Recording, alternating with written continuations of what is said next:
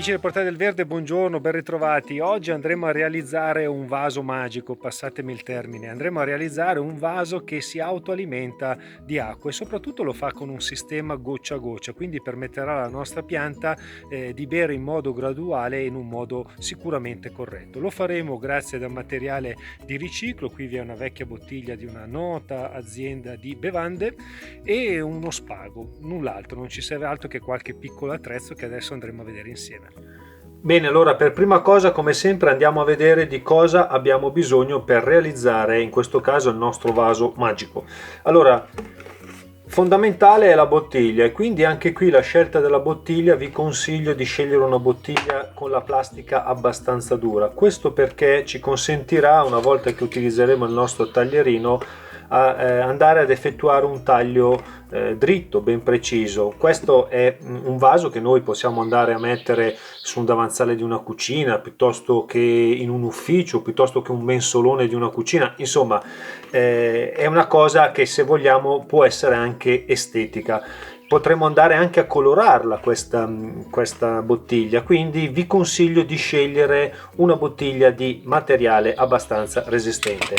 Questa è la bottiglia così come si presenta, basta togliere l'etichetta e otteniamo questo risultato. Dopodiché abbiamo bisogno di un pezzo di spago, circa 30 cm bastano e avanzano, uno spago comune, del terriccio, del substrato giusto per la pianta che abbiamo deciso di mettere in questo vaso, e poi io utilizzerò un punteruolo con un martello per fare il buco nel tappo. Se non avete questo attrezzo potete utilizzare un qualcosa di molto caldo, scaldare, per dire, anche un cacciavite e fare il buco, oppure potete farlo con una vite. Insomma, il sistema lo si trova. Questo è tutto quello di cui abbiamo bisogno. Adesso andiamo a costruire il nostro vaso magico. Bene, allora cominciamo con il taglio della bottiglia. Allora, dobbiamo calcolare che la parte del vaso, che sarà questa dove c'è il tappo, deve essere più corta rispetto alla base della bottiglia. Quindi se questa più o meno è, questo potrebbe essere circa la metà, andiamo a effettuare un taglio in questa situazione, ok? E cerchiamo di farlo appunto il più dritto possibile. Quindi in questo caso magari indietreggiamo un po' la nostra lama, così che possiamo fare l'incisione precisa nella bottiglia. Quindi lo faremo in questo caso qui e cerchiamo di piano piano di andare a fare il taglio.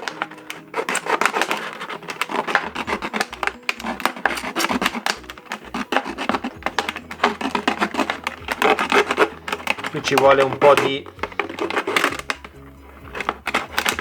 abitudine al fai da te, e chi non ce l'ha e comincia a fare questi lavori scoprirà un mondo magico. Qui spendo due parole sul fai da te, visto che io ho anche un altro canale dedicato proprio al fai da te. Tante volte nei commenti mi viene detto: ma perché stai a fare tutta sta fatica per prendere, magari in questo caso esiste già sicuramente un vaso col sistema di irrigazione goccia a goccia.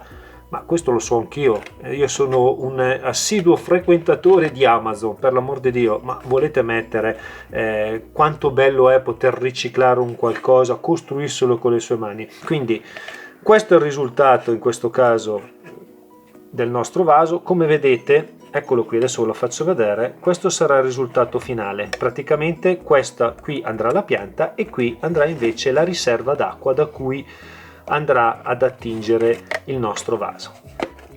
Mettiamo da parte la mezza bottiglia che andrà a contenere l'acqua, prendiamo il tappo. A questo punto prendiamo un pezzo di legno giusto per non rovinare il banco di lavoro e andiamo a fare un buco nel tappo. Prendiamo il martello,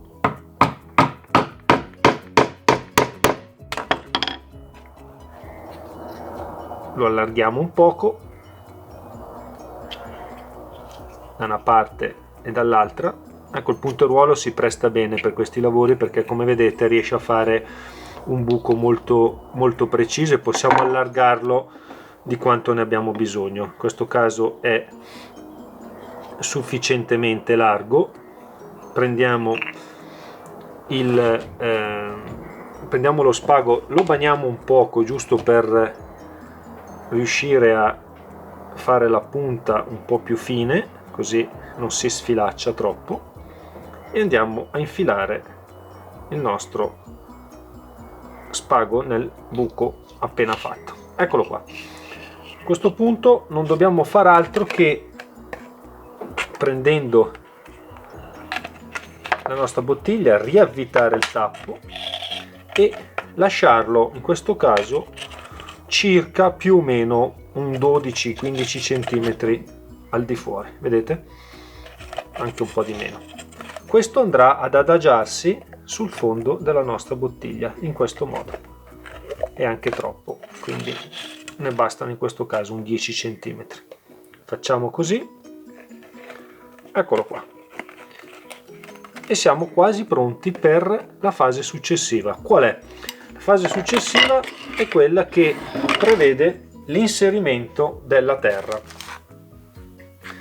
Allora, in questo caso io andrò a piantare una fragola a 4 stagioni, quindi ho preparato un substrato fatto con il mio compost e alleggerito con un po' di argilla espansa, quindi un materiale giusto per questa pianta, dove può drenare bene. In questo caso non avrà problemi di drenaggio, perché il sistema goccia a goccia di certo non crea quello che viene chiamato il restagno idrico. Allora andiamo a mettere un poco di terra sul fondo,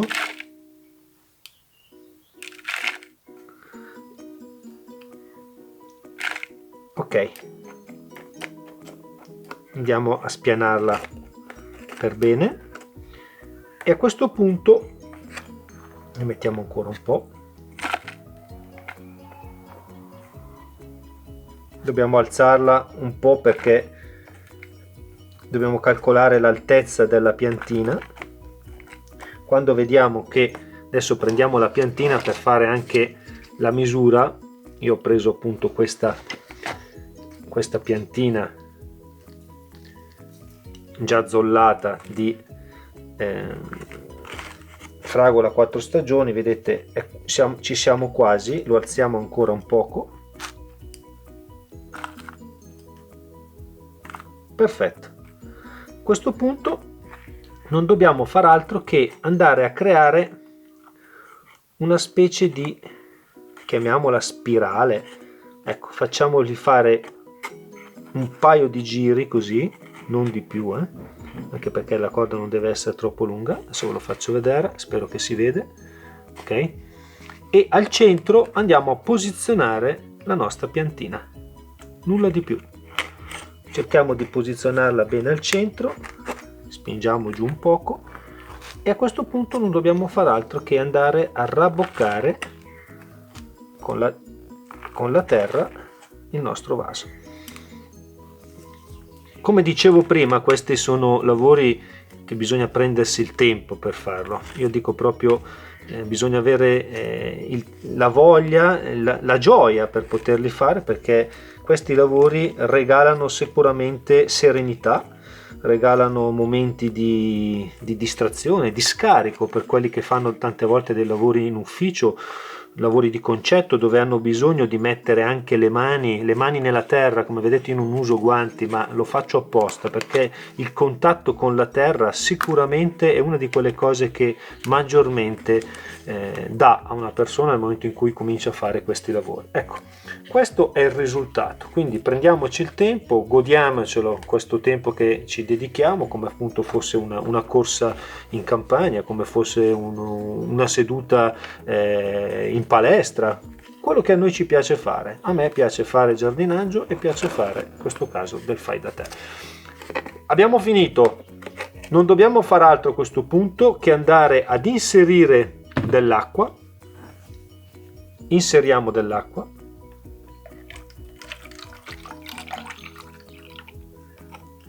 Ecco, questa è una bottiglia, diciamo, piccola. e quindi il serbatoio d'acqua non sarà grandissimo. Ma come vedete io qui ho già tagliato anche un'altra bottiglia. Questa è la bottiglia classica della bevanda più bevuta al mondo, cioè la Coca-Cola. Come vedete anche qui c'è la possibilità di fare un vaso sicuramente più grosso. Qui c'è una piantina piccolina, qui possiamo mettere naturalmente una piantina più grossa. Si presta bene per una salvia, per un rosmarino, comunque per una pianta o anche la stessa fragola, insomma una pianta sicuramente più grossa. Un piccolo geranio. Noi possiamo fare quello che vogliamo. Di bottiglie oggi ne esistono veramente di tutti i tipi in commercio. Eccolo qui, questo è l'esperimento. Il nostro vaso attingerà attraverso lo spago per capillarità, si bagnerà e terrà umida sempre la terra intorno al pane di radici, cosa di cui ha bisogno la nostra piantina. Come dicevo prima, se non ci piace vederla in questo modo la bottiglia e vogliamo colorarla, vogliamo decorarla, sicuramente viene un lavoro ancora più bello, perché chi è bravo, il sottoscritto non lo è, però chi è bravo a disegnare su un fondo magari giallo può andare a disegnare dei fiori, può andare a disegnare insomma quello che a lui più piace. Sicuramente il risultato sarà ancora più bello, ma già così a me sicuramente la cosa piace. Possiamo metterla appunto in una cucina, possiamo metterla in un ufficio, insomma questo era il consiglio che oggi volevamo darvi. A questo punto vi chiediamo come sempre di mettere un bel pollice all'insù, ma soprattutto se avete deciso di farlo questo esperimento, mandateci anche una foto in calce a questo video, fateci vedere come avete creato appunto il vostro vaso magico, e soprattutto se l'avete decorato fateci vedere che cosa avete fatto. Io vi saluto, vi invito a mettere appunto un bel pollice all'insù e condividere i nostri video nei social. Ciao!